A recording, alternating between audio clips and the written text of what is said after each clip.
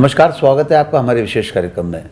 इंदौर में प्रवासी भारतीय सम्मेलन होने जा रहा है, इन्वेस्टर मीट हो रही है। तमाम सारे अतिथि देश में आए हुए हैं, लेकिन कुछ अतिथि ऐसे जो हैं मेज़बान भी हैं और मेहमान भी हैं। जी हाँ, मैं आपकी मुलाकात करवाने जा रहा हूँ लंदन के डेप्यूटी मेयर, लेकिन इंदौर से की सरजमी से अपना वास्ता रखने वाले राजेश अग्रवाल जी से। राजेश भाई, स्वागत है आपका।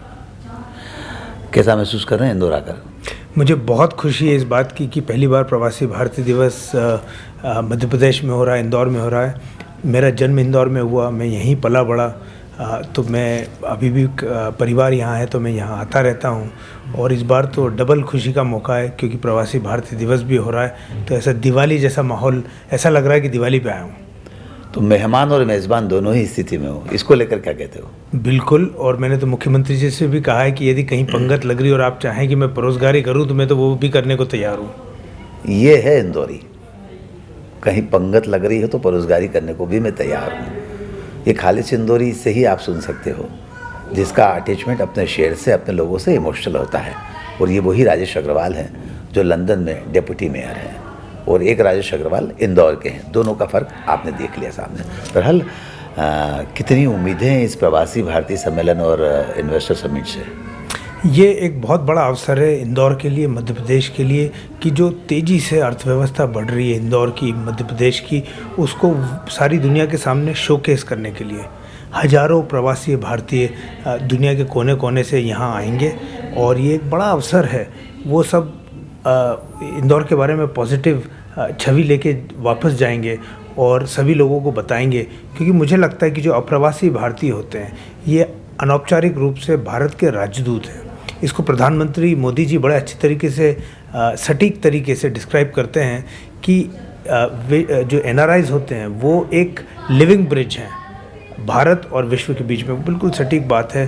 तो ये सारी दुनिया में इंदौर की बातें फैलाएंगे, और इंदौर के लोगों ने ये दिखा दिया है क्लीनलीनेस में इंदौर को 6 बार नंबर 1 लाकर, कि उनमें ज़बरदस्त विल है इंदौर को आगे बढ़ते हुए देखने की। और अब मैं जहाँ भी जाता हूँ दुनिया में, और यदि मैं उनको बताता हूँ कि मैं इंदौर से हूँ, तो बोलते अच्छा वही इंडिया की क्लीनेस्ट सिटी, वही इंदौर।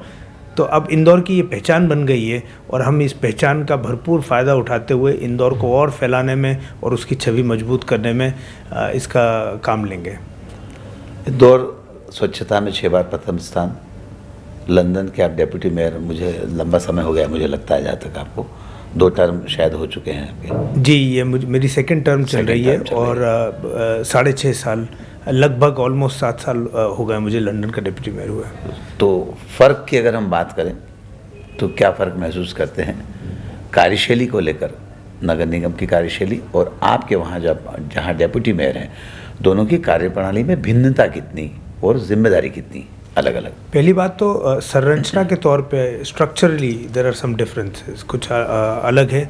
जो मेयर होता है वो एक मुख्यमंत्री के तौर पे होता है, मुख्यमंत्री की तरह होता है लंदन में। तो जैसे कि पुलिस की जिम्मेदारी मेयर ऑफिस के अंतर्गत आती है, मेट्रोपॉलिटन पुलिस लंदन की, जो कि दुनिया के किसी भी शहर की सबसे बड़ी पुलिस मानी जाती है। हम सुनते हैं कई बार भारत में उसको स्कॉटलैंड यार्ड के नाम से भी जाना जाता है। वो पुलिस की पूरी जिम्मेदारी मेयर ऑफिस के अंतर्गत आती है। पब्लिक ट्रांसपोर्ट की जिम्मेदारी मेयर के अंतर्गत आती है, जो कि दुनिया का सबसे बड़ा, किसी भी शहर का सबसे बड़ा पब्लिक ट्रांसपोर्ट नेटवर्क है, जिसका बजट सिर्फ पब्लिक ट्रांसपोर्ट का करीब 1.25 लाख करोड़ रुपए साल का बजट है। उसकी भी जिम्मेदारी मेयर की है। तो थोड़ी सी संरचना, स्ट्रक्चरल डिफरेंसेस हैं।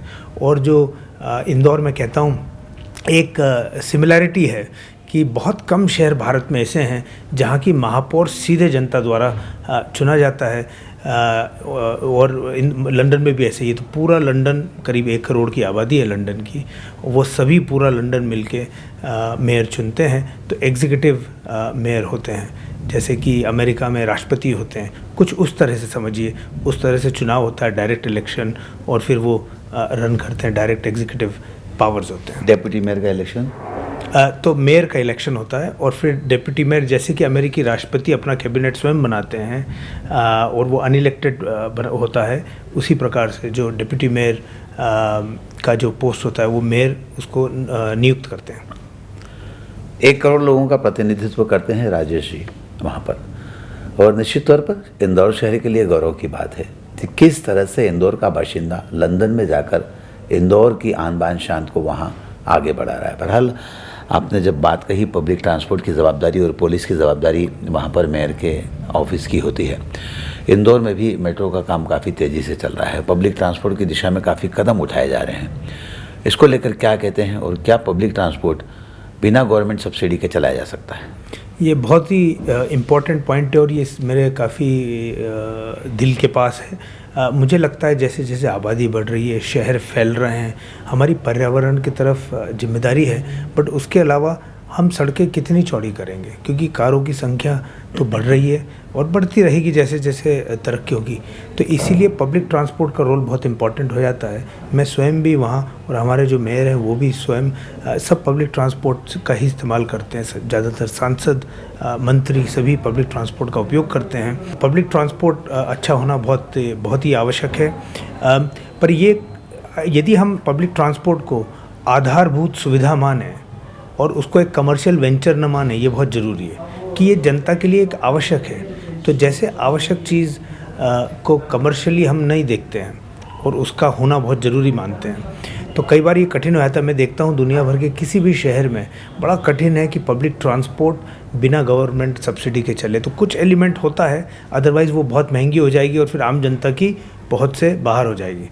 तो कैपिटल एक्सपेंडिचर कभी कभी गवर्नमेंट कर देती है, जैसा अभी लंदन में भी हुआ है, लेकिन जो डे टू डे रनिंग का खर्चा उसमें थोड़ी सी मदद की आवश्यकता होती है, पर काफ़ी कुछ वो अपना रेवेन्यू जनरेट कर पाता है। 1.25 लाख करोड़ का बजट आपने बताया। इस 1.25 लाख करोड़ के बजट का यूटिलाइजेशन अगर हम बात करें तो क्या ये पब्लिक ट्रांसपोर्ट की सब्सिडी के लिए होता है या इसके अलावा भी किसी और चीज़ के लिए होता है? 1.25 लाख करोड़ का बजट तो रेवेन्यूज़ भी काफ़ी हैं, क्योंकि लंदन का तो करीब 72% जो इनकम है पब्लिक ट्रांसपोर्ट की हमारी, अब टोटल बजट का 72% किराए से आता है, जो किराया यात्रियों से वसूला, पैसेंजर से वसूला जाता है। उसके अलावा रियल एस्टेट पे एडवर्टाइजिंग बहुत है, चूँकि ट्रेन के अंदर, ट्रेन के बाहर, स्टेशन के ऊपर, बस स्टॉप्स पे हर जगह एडवर्टाइजिंग है। तो जो ट्रांसपोर्ट फॉर लंदन जो कि बॉडी है हमारे पब्लिक ट्रांसपोर्ट की, उसका जो एडवर्टाइजिंग रियल एस्टेट है वो किसी भी दुनिया की किसी भी संस्था के एडवर्टाइजिंग रियल एस्टेट से ज़्यादा है। तो सबसे बड़ी एडवर्टाइजिंग रियल एस्टेट है, तो उससे भी इनकम होती है।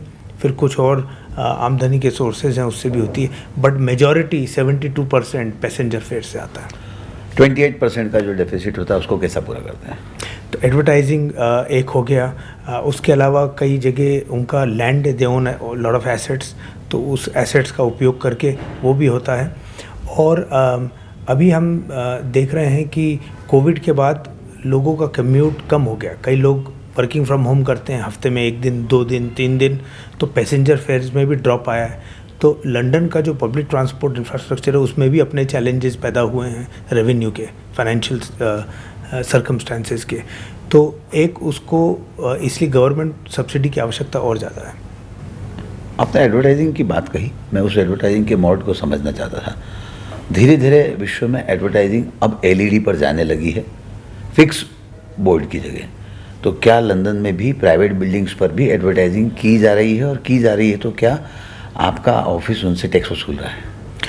लंदन का जो हिस्टोरिकली भी है तो बिल्डिंग्स के ऊपर एडवर्टाइजिंग बहुत कम है, ये हिस्टोरिकली, और हम उसको बदलना नहीं चाहते। बहुत कम जगह हैं, जैसे कि वर्ल्ड फेमस पिकाडिली सर्कस आपने शायद देखा होगा, जहाँ पे वर्ल्ड मतलब यूरोप का सबसे बड़ा होर्डिंग लगा है LED का, पर बहुत कम जगह ऐसी एडवर्टाइजिंग है। तो एडवर्टाइजिंग प्लानिंग मतलब वो traditional, there is a lot of historical context to it, तो इस वजह से इतनी एडवर्टाइजिंग सड़कों पे, बोर्ड्स पे आपको कम दिखेगी वहाँ। वापस लौटते हैं इस समिट की तरफ। मुख्यमंत्री जी से आपकी जो बात हुई है इस समय, उन्होंने कुछ सुझाव भी मांगे थे आपसे। उन सुझावों को मुख्यतः अगर अपन डिस्क्राइब करना चाहें तो क्या वे सुझाव दिए हैं आपने समिट को लेकर? तो ये समिट तो एक बड़ा अवसर है, और अभी तो 2-3 दिन में मैं ही नहीं, हज़ारों जो अप्रवासी भारतीय दुनिया भर से आए हैं उन सबके सुझाव आएंगे।